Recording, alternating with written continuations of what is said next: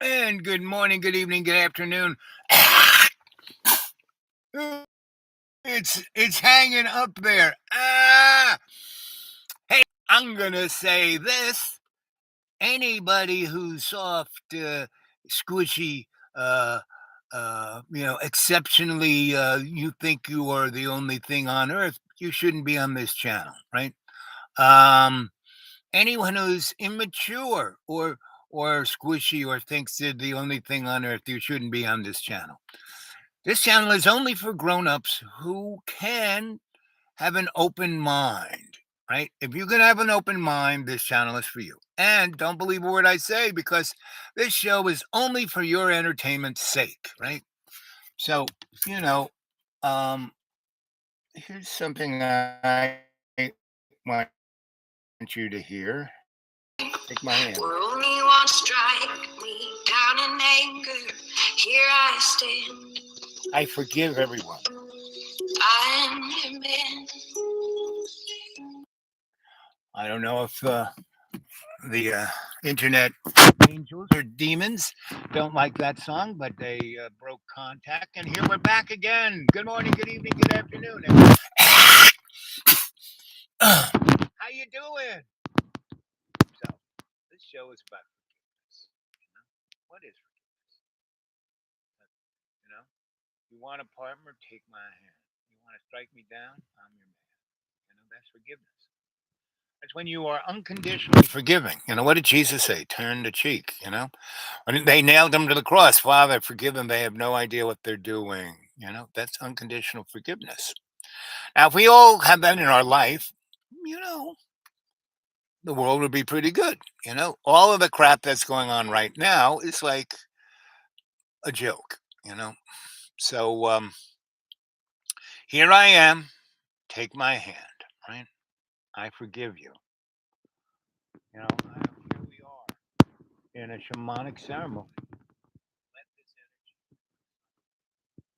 let it heal all that is sore.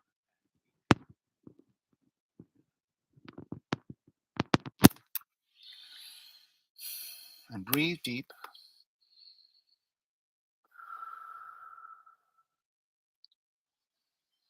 And why would you be upset with anyone who is doing their own life and not hurting you? You know, what does a transgendered person make you so threatened? What is men? All of you men out there, you're not really much men. You're not a man if a woman really can threaten you. Do you have to really be misogynist? Really? I don't understand. Take my hand.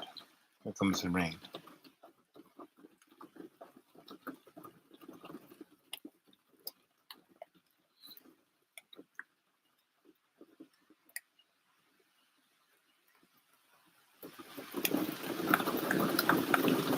Ooh, it's really coming down now.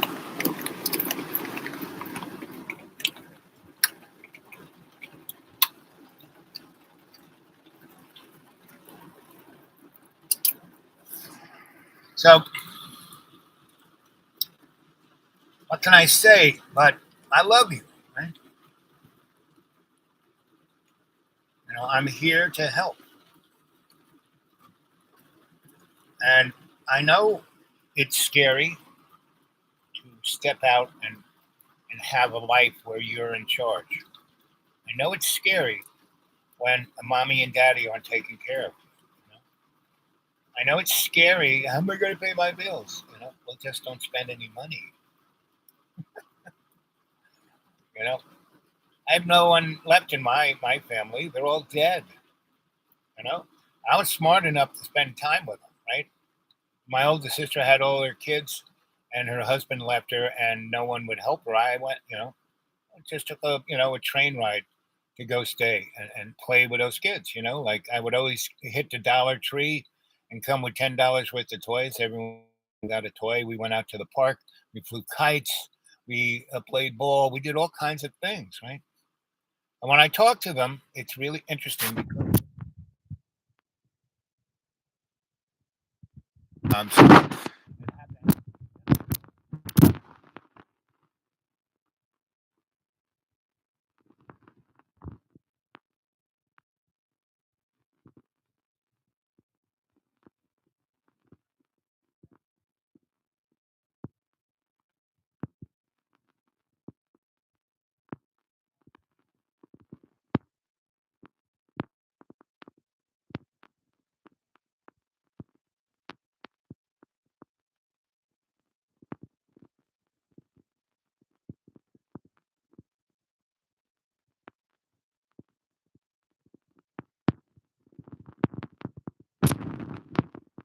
70s, 80s, and then in the mid 80s to when my parents died in the early O's, I spent 28 years with my parents. So I have great memories because it was just me and them. And I said, listen, I'm only going to hang with you when you are your good self. When you are your shithead self, I'm not going to be around. You know, so I have great memories of my parents because, yeah, they were shitheads, but I could understand they were under pressure. My father always wanted to be a millionaire. He always had to look like a millionaire, drive a millionaire car, have a millionaire house. He wasn't a millionaire. So it stressed him out because he's spending money on things he didn't need to. Like he had two really friggin' big houses. And in '05 and '06, people like his Florida house people, somebody offered him $4 million for his house. He bought it at 35,000, right? And the house in North Carolina, again, he bought it low. But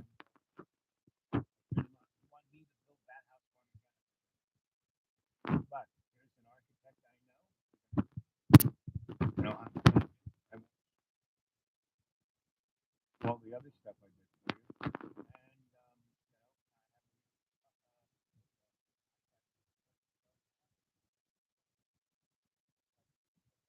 wanted $70,000. I mean, a really high-priced architect would have charged him almost three-quarters of a million. So the contract, charged him only 50,000 for labor, right? And it was at a time economic.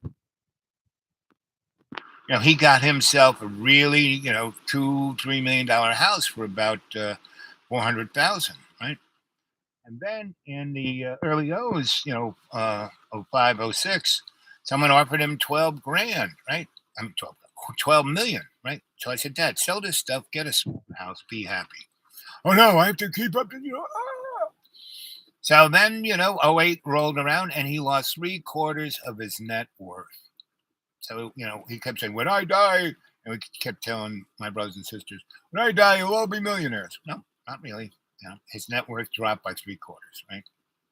And so he and my mother both died within 4 months of each other. And my brothers and sisters never spent the time with my parents. So they just had this teenage view of my parents, of, how they hated them. Don't tell me what to do, and uh, the other side of the coin was, you know, they visualize them as movie stars and um, rock heroes, and so and my parents weren't none of that. I mean, they tried to be that, but they weren't that. They were, and what they really were was a lot cooler. My mom was like the ruler of the universe. She was like a Marvel superhero before Wonder Woman. Maybe not before Wonder Woman, but around the same time because my mom died in '08 at 103, right? And my dad died in '08 at 98.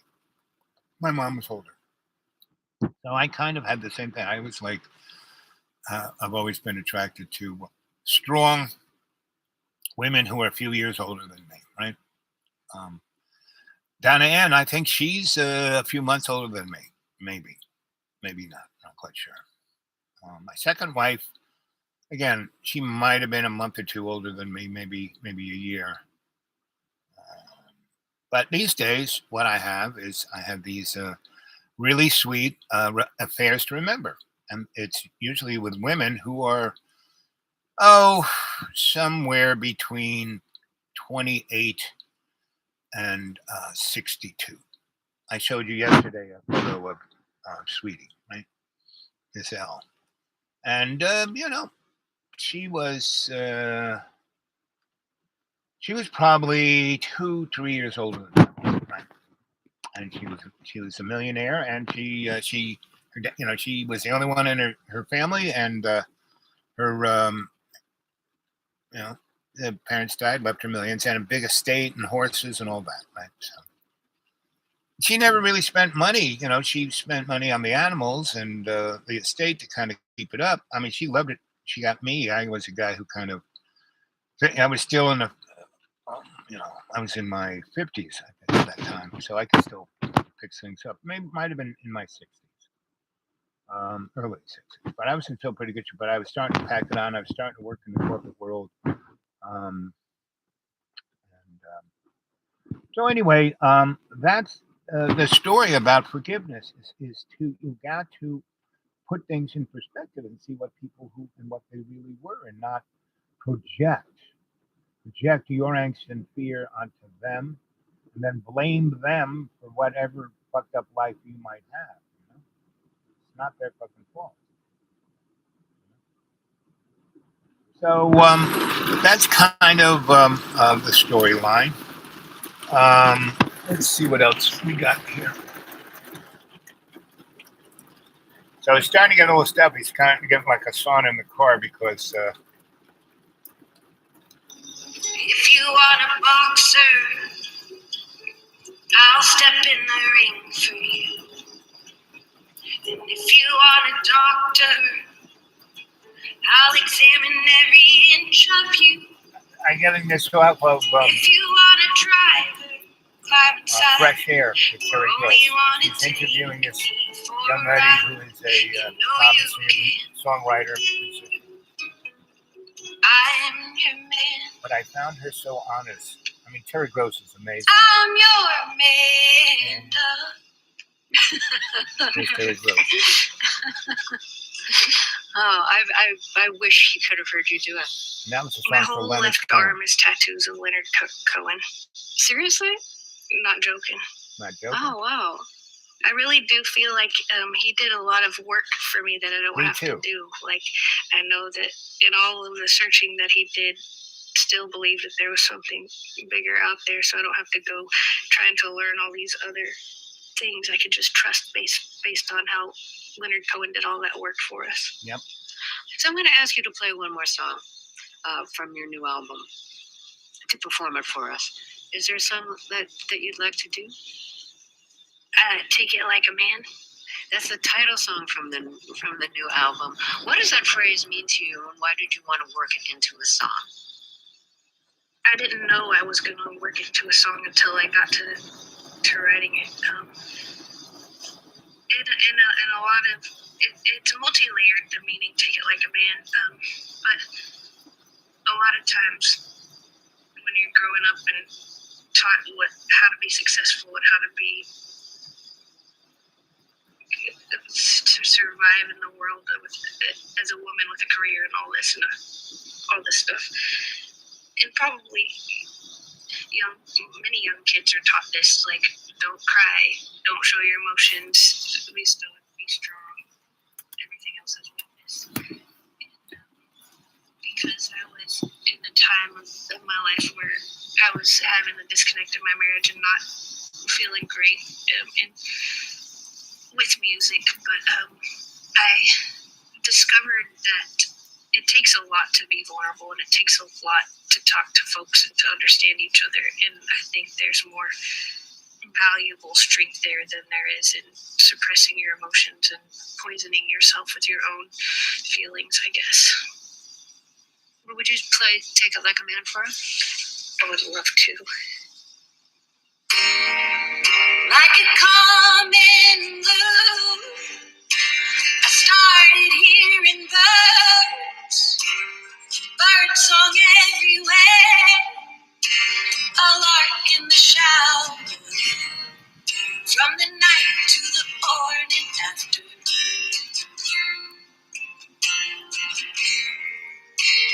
Warblers and wrens, hear them at my throat, shook and quivering. Oh, I could have cold. Oh, I could have cold.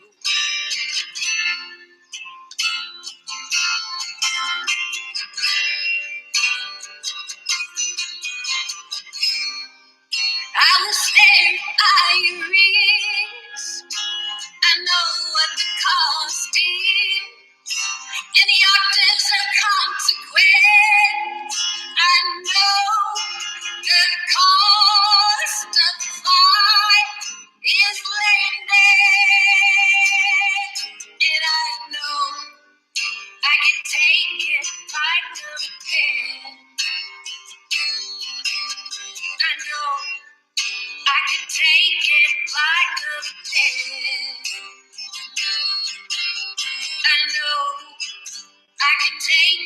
like a man.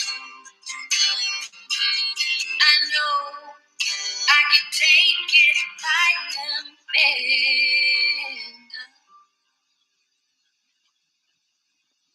Amanda Shires, it's been such a pleasure to talk with you.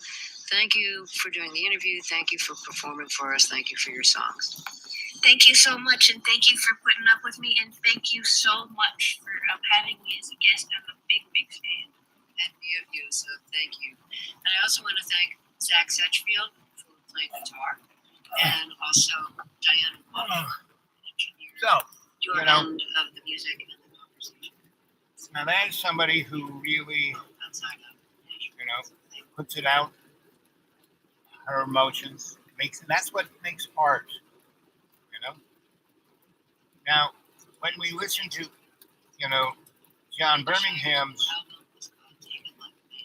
music or creations, it's, it is art too, but it is a different kind of art, right?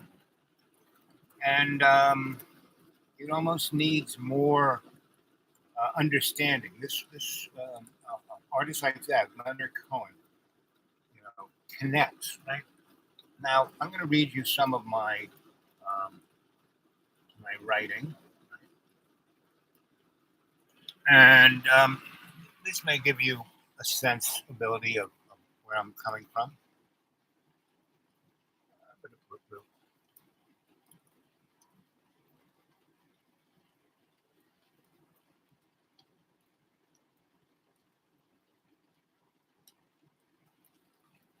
So I have a series of novels,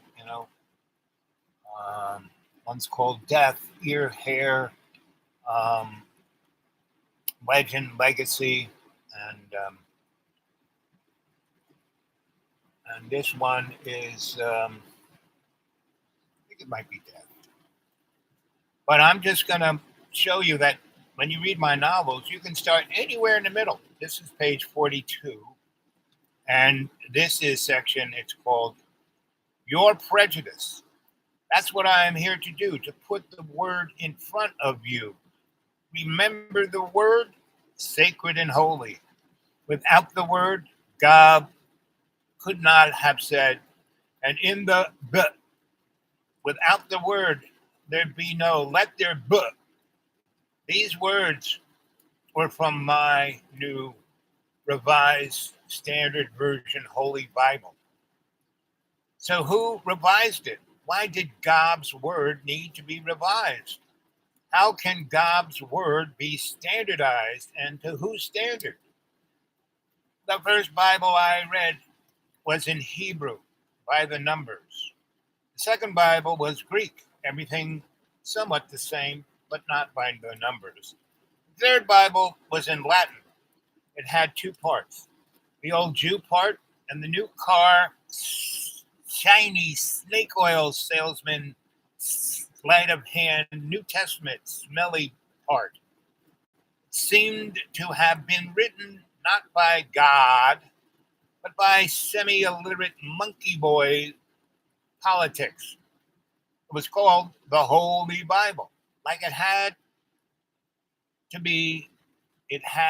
to make a big deal about its authority and authenticity.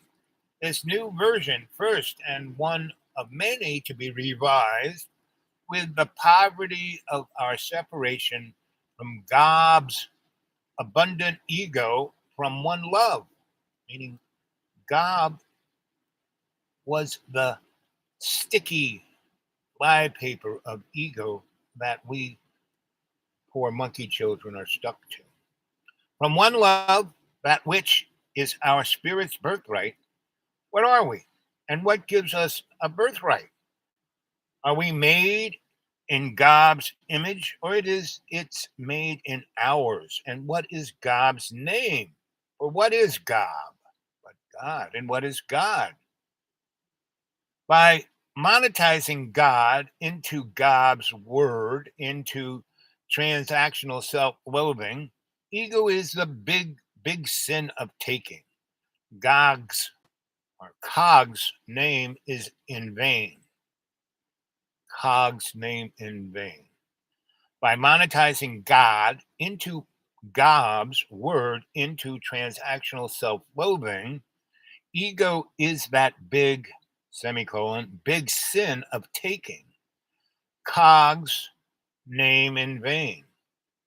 And COG stands for continuation of government. Right? You'll be able to purchase an indulgence into Gob's gated community like Ascension is a real estate deal. The burning bush told Moses his name was work in progress and that we, the Hebrew nation, were its image, its reflection. And he wanted to know how we were doing. And that's why he wanted Moses to go free the Hebrew nation from Egypt. And Egypt wasn't the Pharaoh per se, Egypt was the gold, the bling, the gob. And that's what, the Egyptian religion was, because it really had no authenticity or came from anything except, money, bling, right? It was part of the Babylon banking system. And a number one thing of this thing, it's like we've been here before. I hear you saying, where's the beef? Dear reader, you are at page 49 or so of 1,892 pages or so of the first of the original many, many novels of Pluggy Pluggy Boom Boom, the series. I stop here now to catch our collective breath. So get ready for it.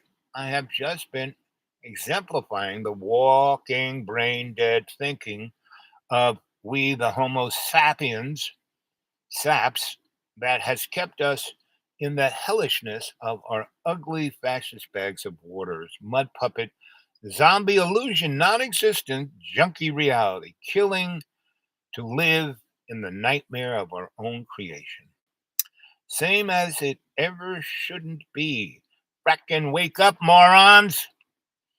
Whereas my grandparents, like their brownstone neighbors, and so many of all our relations, stood up to be love's co creation of our souls, right to ascend our conscious spirits home, just enough love so we don't go dot dot dot.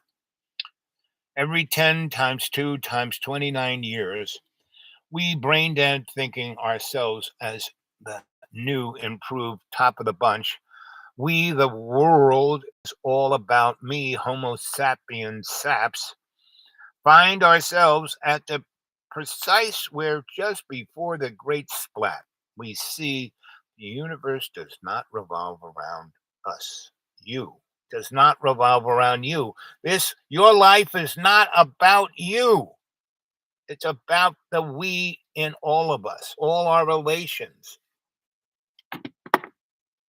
And your life is not about you. It is about how you can serve love's flow of our one love's co creation. Love is within us. Love is the source of our life. Love directs our will's thoughts.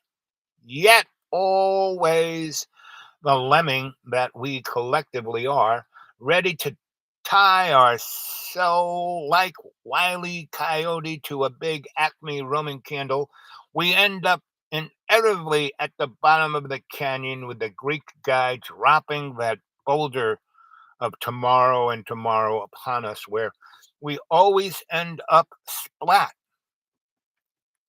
Ugh. Where does that leave you at the end of this journey? Well, I have to give it to you. I truly did not think you were going to make it to this point of our spiritually supernatural travelogue. So we as a reward, we are going to tie this up with our last story. Spoilers, not. Wake up, wake up, wake up, wake up, wake up, wake up, wake up, wake up! The traveling dreamy Video art circus tax free. Spoken by young Al just after waking up at Ant's Keep in that special chair.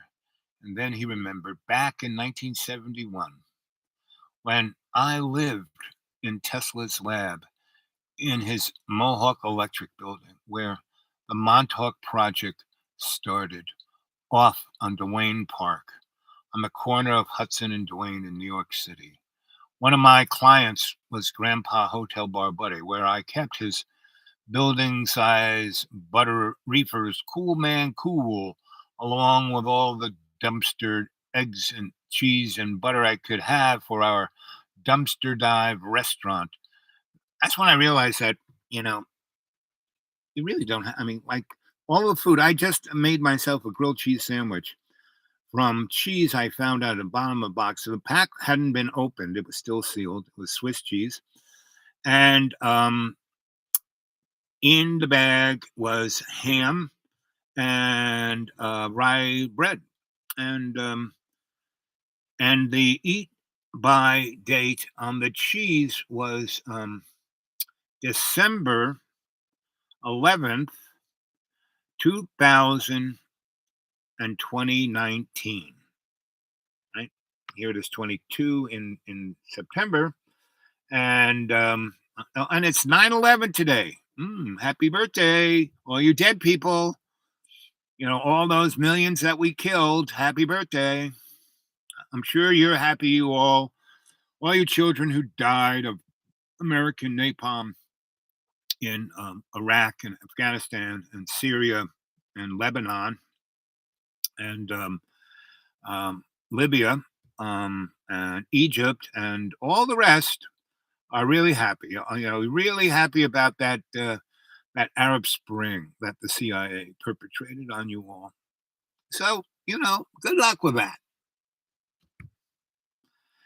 And anyway, I am going to bop back to the live stream, see if anyone's there. Nope, there's one thumbs up. J plus A, cleaning, but saving up. Yep, both. Yeah. Well, I got nothing to say, but I am cleaning up. I'm the only thing I'm here to save is us, the human race. I'm here in service to love's co-creation, to win every day in every way, take the peace of the earth and make it stronger. So anyway,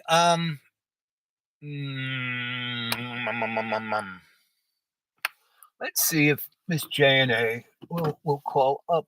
Let me give her a jingle. See if she is going to answer the phone. Because most times she doesn't.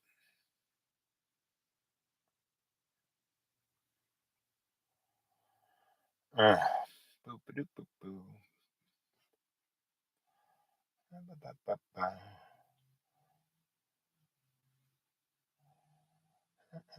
There she is. See if the phone rings. It's ringing.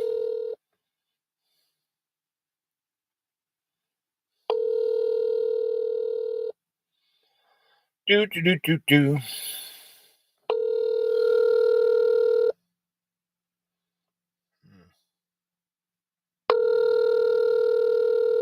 Nope. Person you called has a voicemail box. It's not set up. Okay, I know. So, anyway, so this is one. I just want to touch base. I wanted to read that little bit. I'm going to be reading from my novels, and I'm just going to pick out little. I read a little or two. I started reading the first two of them, and I'm going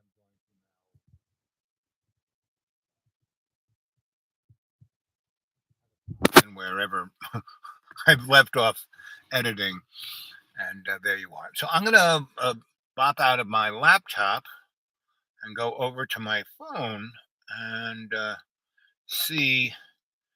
I'm going to come right back, and so I'm going to leave right now, but I'll be right back using my phone. So here we go, jumping out here. ending it there.